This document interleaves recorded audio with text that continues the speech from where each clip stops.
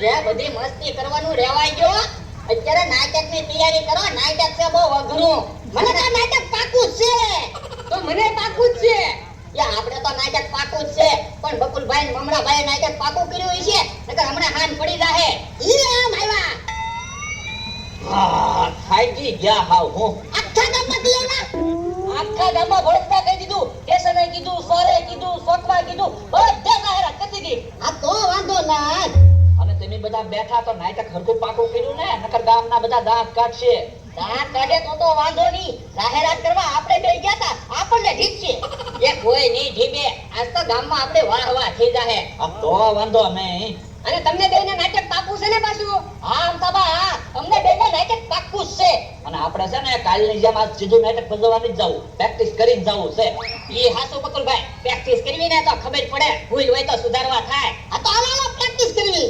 ઉભા રહ્યો, અમે બે જે ભૂખ્યા છે ઈ ખાવાનું બાકી છે. ખાવાનું તો અમારે બાકી છે. તો આપણે પહેલા પ્રેક્ટિસ કરી આવી અને પછી ખાવી.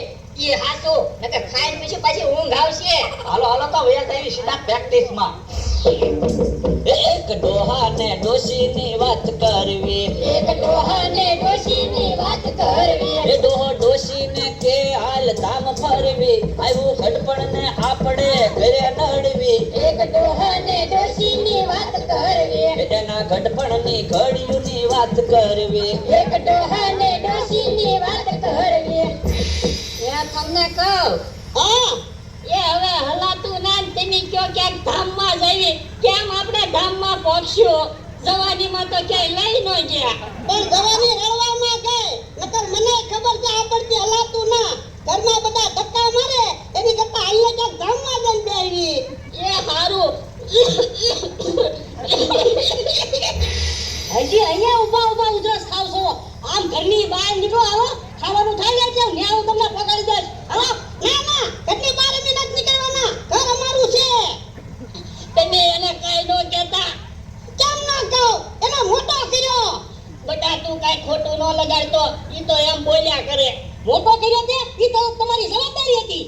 તે બટા તારી થોડીક જવાબદારી આવે હો. તે હું મારી જવાબદારી નિભાવું છું. હાલો હાલો મળો.